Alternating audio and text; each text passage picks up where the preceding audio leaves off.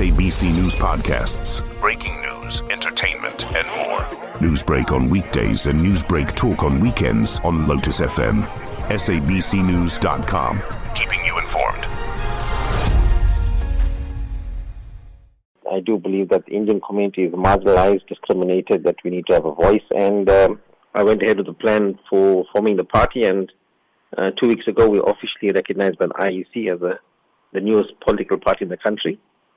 And the 1860 NIC will continue that mandate to be a voice for the marginalized community and other marginalized minorities in this country.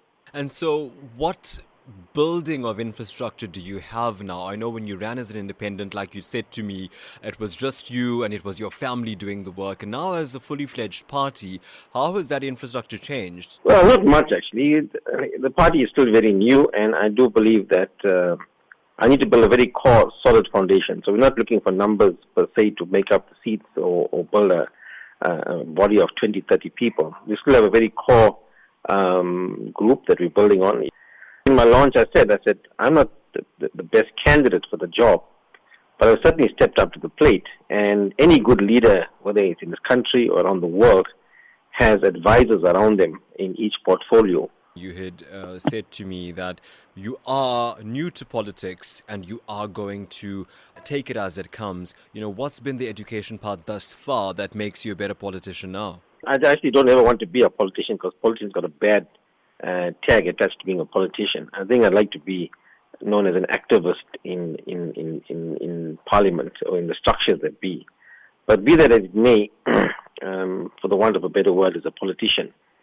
A lot of education along the way. A lot of people have been advising me along the way. But I still want to stay true to who I am and almost go in fresh-faced, that I demand answers in certain things that I want to know. Why is it this way and why is it that way? Not accepting the status quo. So, the knowledge is coming on quite well. What are your thoughts then on some of the criticism leveled against the 1860 NIC for using an iconic name like the NIC? You mean that I've used the NIC name? Yeah. And I'm supposedly riding on the NIC name? Yeah. Well, here's the thing. The NIC didn't belong to anyone. The current people that they say own the NIC belong to us. The NIC, the National Indian Congress, was a party, was the first structure in the country, the first official, even before the ANC, where even in that time, in 1894, our forefathers felt there was a need to champion the rights of Indian people. That is why the National Indian Congress came to light. And currently today, the structures who believe that they own the NIC, they don't.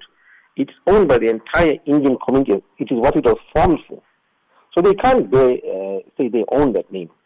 And by the way, 1860 NIC Congress, NIC is not an acronym for National Indian Congress.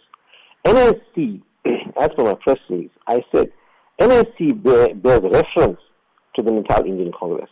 It bears reference to the leaders of the time.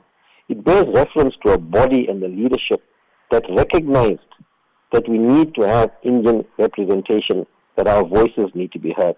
And NIC and those leaders were an inspiration to me. Newsbreak, Lotus FM, powered by SABC News.